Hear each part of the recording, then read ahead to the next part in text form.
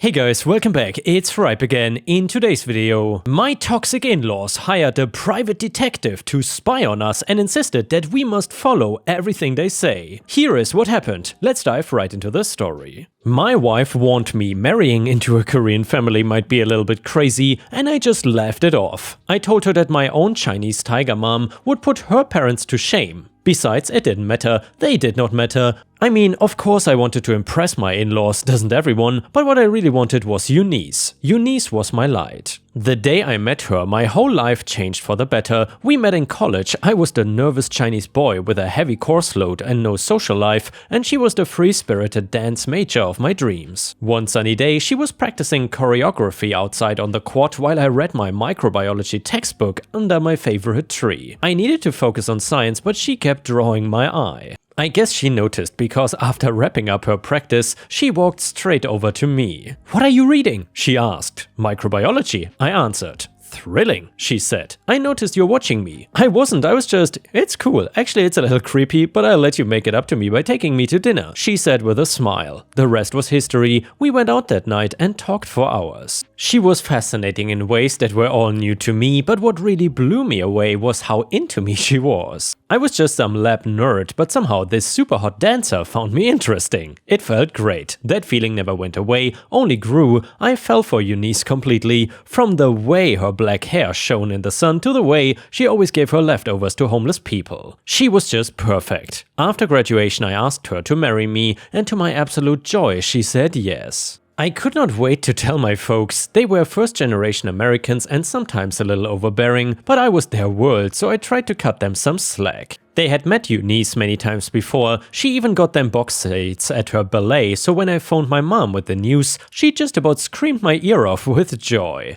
By the end of the call, Mom was already calling Eunice her new daughter. Calling Eunice's parents had not been as nice though. She dialed them up on speakerphone, and here is what happened. There was a little small talk and then Eunice said, "Oma, Appa, we actually called because we have news. Bowen asked me to marry him and I said yes." And by the way, since I don't know how to pronounce that name, I would just say OP instead of that name. Anyway, the line went dead. It was absolutely silent for 30 seconds, and when Eunice's mother finally spoke, it was in Korean. I don't know what she said, but it must have been embarrassing because Eunice quickly picked up the phone and switched the speakerphone off. She said some rushed words in Korean and hung up in a huff. "That went well," I joked. "They are strict, they will come around," she said sadly. I hugged her tight. I would never know the pain of having parents that didn't approve. My parents pushed me hard, but they supported every choice I made, even when they didn't agree. Eunice's family was different. They withheld affection and used harsh words whenever they didn't agree. I might never understand Eunice's parents, but I could understand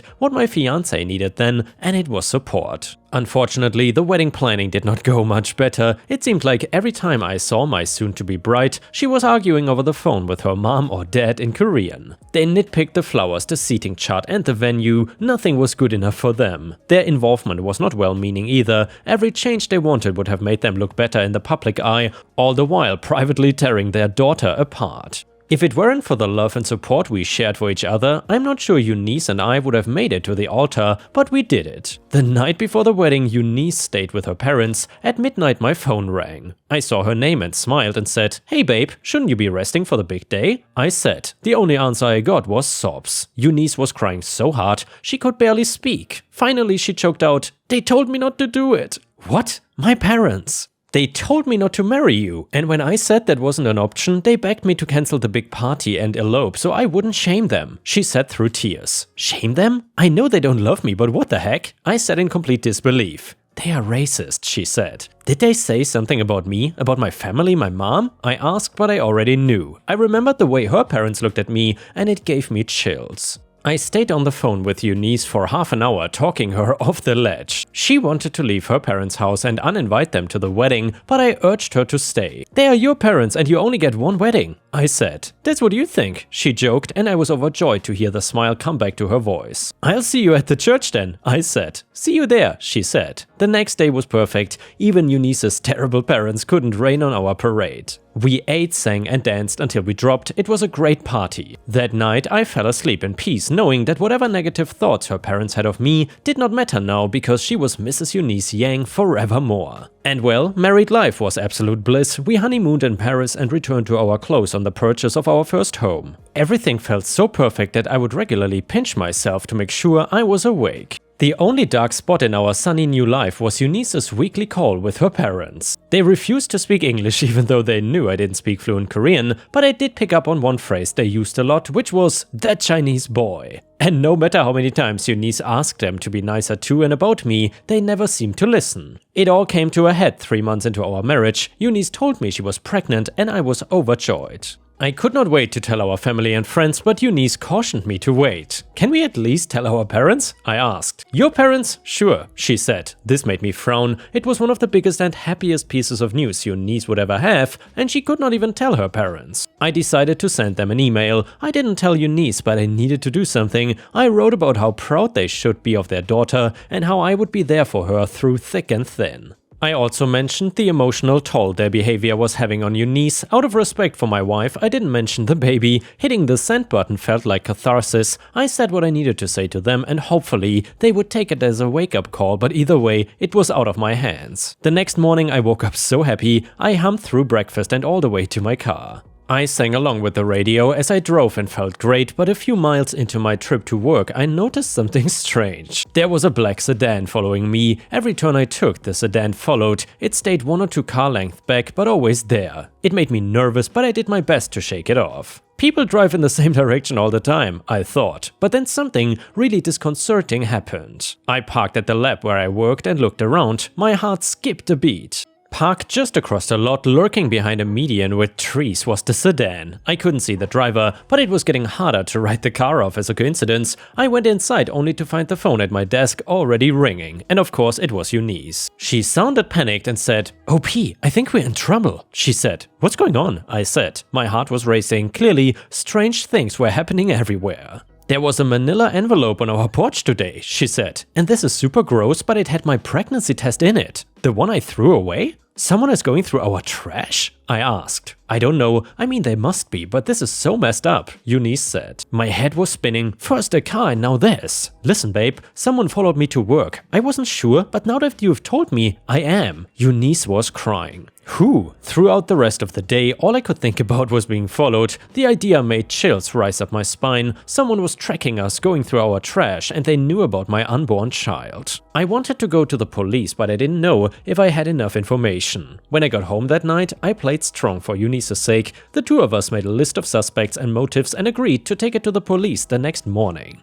The plan gave me comfort, but I didn't sleep a wink that night. In the morning I walked my wife to our car in the driveway when something caught my eye. It was the sedan parked on the road 2 doors down. I took out my phone and snapped a picture of the car before we left for the police station. The police officer sitting at the precinct's front desk was very nice. He introduced us to a detective who would work on our case. We told her our story and at the end I showed her the photo I took of the car. A smile broke across her face and said, "Well, this case is solved," the detective said. "Excuse me," I said. "I'm sorry, that was a bad joke, but I know who's following you. The owner of that sedan is a PI that I have run into many times." The detective rifled through their desk and found a business card for the private investigator. She handed it to us. I was dumbfounded. "But who hired them?" my wife asked. "Is there anyone with a grudge against you? Anyone who might be interested in this pregnancy?" the detective asked. We made a list, I offered. The detective took the list and said that she would make a call. We waited anxiously until she returned to the desk with a knowing look.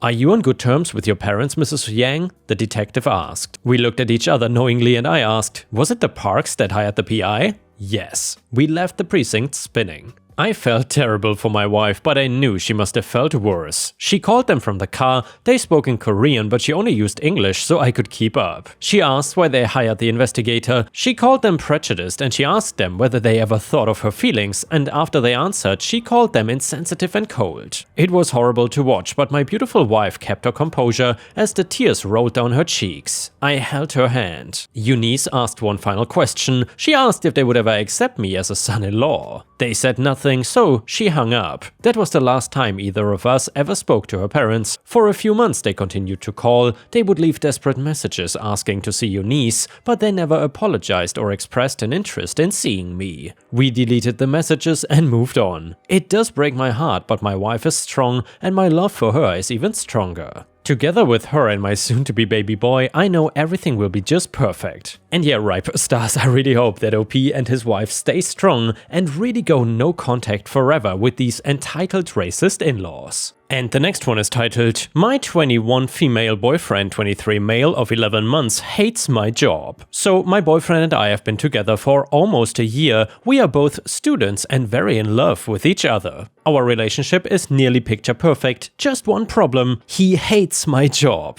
It's getting to the point where I'm at a loss for what to do. So for context, I am a magician's assistant. I've worked with the same popular magician for 3 years and he has 2 other assistants, also college students, who have worked for him for 4+ years. And this job is great for me as I only really have to work on the weekends and the pay is phenomenal. Issues? The magician. He's a wealthy older man who likes to throw his money around. He is in his late 60s and before I started dating my boyfriend, he would often take me and the other assistants out to shop for new costumes. He would often end up spending a lot more on us though, buying anything we looked at twice on a whim. Expensive clothes, perfume. He has never made a sexually suggestive move on me though, or the other girls. He is never even flirtatious besides the occasional comment that we look pretty. I've asked him before why he buys us so much and he just says because he knows that college students are always broke, we work hard, and that he has to keep his assistants happy because we all know his secrets. When I started dating my boyfriend, he was understandably uncomfortable with this. I spoke with the man I worked for and told him that while I was very appreciative, I couldn't accept his gifts any longer. Now, he still buys me clothes for the show, but that's it. No more shopping sprees for me. Despite me stopping this, my boyfriend still has issues with him. He has met him countless times and the magician is always super nice to my boyfriend, even paying for dinner for all of us, showing him tricks, etc. My boyfriend can never give me an exact reason as to why this guy bothers him so much, besides of course the excessive gifts, but he is still unsatisfied since that has stopped. Number 2, the performances. My boyfriend feels like I'm objectified during stage performances, and well, the point of a magic assistant is to be a living prop. The weird thing is, I feel like I'm less objectified than other magic assistants. My costume is a cocktail dress most of the time, nothing overly revealing, and the magician always refers to me by name. He occasionally comments on my looks during performances, but I've always felt like that was just the nature of the performance industry. Number 3, the secrets. This is the most frustrating one. My boyfriend feels like I'm keeping secrets because I cannot tell him how any of the tricks are done. I'm sorry, but I'm bound by contract that I cannot reveal anything, no matter the relation. Anyone who knows anything about magic knows how sacred a magician's secrets are, but he feels like I'm keeping secrets just to keep them. Also, since he doesn't know about the secrets, he always jumps to the worst conclusion about how they are done, always involving someone seeing me naked, touching me inappropriately, etc. I'm just kind of at the end of my rope here. I really don't want to have to pick between my boyfriend and my job. Does anyone have any advice or a different perspective on how to approach this? And here, Ripe Stars, let me know what you think about this one. Is OP the a-hole here or not? A user in the comments said, quitting for him would be a huge mistake, not to mention a dangerous precedent to set. He is jealous even if your boss is not giving you things anymore. Boyfriend knows that he can and perhaps feels bad that he cannot give you things that the boss can. You really need to tell your boyfriend that this is your job, nothing more, and he needs to get over it. As far as objectifying you in the performance, it's a show for God's sake, and if you're uncomfortable about anything, assure him you will tell your boss. Keeping secrets because you cannot tell him about the tricks? Well, that is no different than the contract I signed as a social worker not to reveal things about the families I worked with. Or when I worked in a medical research lab. It is work stuff, period. If he is assuming you keep other secrets, he has serious trust issues. That could become really tough to live with. Good luck. And then OP responded to this. Thanks for the reply. I guess I should have mentioned that my boyfriend comes from an extremely wealthy family. I mean, his parents live in a mansion, have servants, own multiple planes, etc. He is in grad school and has never had financial trouble in his life. He definitely does not shower me in gifts or anything though. He usually insists on paying for dinner and stuff like that, but otherwise our relationship is fairly balanced financially. I'm from an average middle-class family, have a scholarship for college, and any money I make goes to school stuff first and foremost. I don't know if that makes any difference for the way he is acting. And then another person wrote this comment and said, "The magician you work for actually sounds nothing short of respectable. As he stopped doing what made your boyfriend uncomfortable, it sounds like your boyfriend just needs to relax now. Is he afraid some 60-year-old is gonna steal his woman? Jesus." And then another person said, "Your boyfriend sounds like a huge dick. He is angry you won't tell him magic secrets? Is he a 12-year-old boy? You have already made too many allowances for this dude, your boss seems nice." And another person said, "Boyfriend of 11 months doesn't approve of your job? Well, he should have said something before you took the job, except that you already had this job for 2 years when you started dating, so this guy is just controlling and it is concerning. Tell him he knew what he was getting into it from the beginning and he can keep his issues to himself. Your boss actually sounds like a kind, considerate man." OOP when asked if maybe it's a Hugh Hefner thing that's bothering the boyfriend. And then OP said, "Thanks for the response. I do see the point about the entourage of beauties thing. In reality, it's not like that as much as it seems. The magician is married to a woman who he adores and she has a good relationship with us, the assistants too. They are a childless older couple and we all just enjoy each other's company. My boyfriend has even been over to their house for dinner a few times. I guess from my perspective it is hard to see why he's so defensive, especially because I dropped the behavior he didn't approve of immediately. My boyfriend and I were friends before we started dating. I would then answer any questions with, 'Magician's code, heh?' I did that with all of my friends. When we started dating though, and I saw that it really did bother him, I was more clear. I explained to him why magic was such a secretive industry, even told him stories about how the magician I work for lost thousands due to another previous assistant telling his secrets, but told him that I would never do anything that I felt was crossing a moral or sexual line. And now we got an update to the story and it reads like this. So we broke up, it's a long uninteresting story. I basically asked him once and for all why he hates the magician so much. I stayed calm the whole time,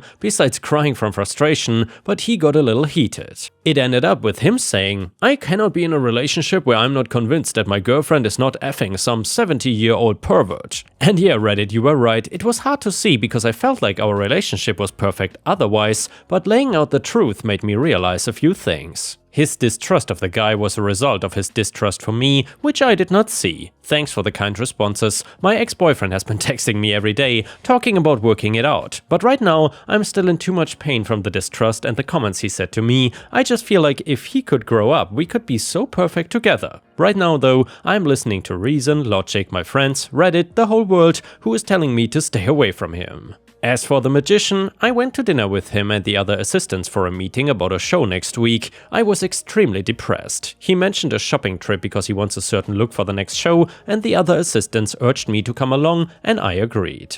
It feels nice to be able to spend time with people who enjoy my company and I enjoy theirs and have never done anything to me without kindness in their hearts, without having to answer to a boyfriend who doesn't trust me. Extra info, I did try to work it out. I immediately asked my boss to stop the behavior that made him uncomfortable. I explained to him why I couldn't reveal magic secrets, and I did my best to show him that I'm a loving, faithful girlfriend. The cheating accusations and him yelling at me were just too much to bear. I've always been faithful in all relationships and did my best to make him happy. He has shown that he doesn't respect my job and he doesn't understand how valuable my job is, being broke in college, and that he doesn't trust me around my nearly 70-year-old boss who I've worked for 3 years and has always respected my boundaries. I have issues in my personal life, grief issues that I cannot resolve with such negativity directed at me by one person who is supposed to support you. And yeah, Ripe Stars, I would say OP did the right thing here because that was kind of a toxic relationship, and I'm glad that OP